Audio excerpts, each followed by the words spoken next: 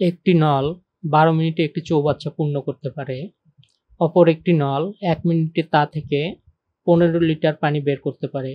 চৌবাচ্চাটি খালি থাকা অবস্থায় দুটি নল একসঙ্গে খুলে দেওয়ার 48 মিনিটে চৌবাচ্চাটি পূর্ণ হলো। তাহলে চৌবাচ্চাটিতে কত লিটার পানি ধরে? অর্থাৎ একটি নল দ্বারা 12 মিনিটে চৌবাচ্চাটি পূর্ণ হয় এবং অপর একটি নল দ্বারা 1 মিনিটে তা থেকে 15 লিটার পানি বের করে।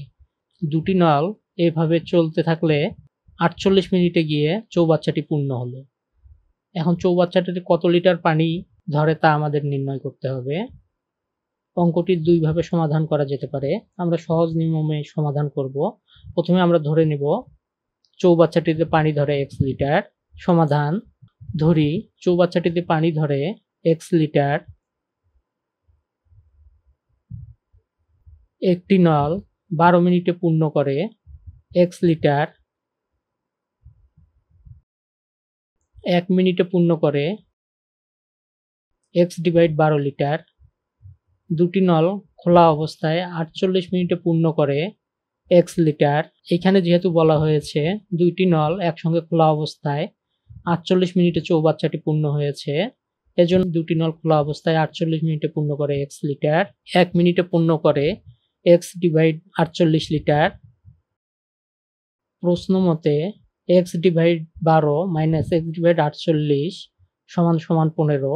এইখানে প্রথম নলটি দ্বারা 1 মিনিটে পূর্ণ হয় x/12 অংশ এবং দ্বিতীয় নলটি খোলা থাকা অবস্থায় 1 মিনিটে পূর্ণ হয় x/48 অংশ। এই দুইটার মধ্যে পার্থক্য 15 লিটার, বা এইখানে 12 এবং 48 এর লসাগু করতে হবে। 12 এবং 48 এর লসাগু করলে লসাগু হবে 48। 12 দিয়ে 48 কে ভাগ করলে 4, এইখানে হবে 4x, এবং 48 কে 48 দ্বারা ভাগ করলে 1, বিয়োগ হবে x/48 সমান সমান 15। 4x মাইনাস x ডিভাইড 48 সমান সমান 15, বা 3x সমান সমান 15 গুণন 48, বা x সমান সমান 15 গুণন 48 ভাগ 3, বা x সমান সমান 240। উত্তর: চৌবাচ্চাটিতে পানি ধরে 240 লিটার।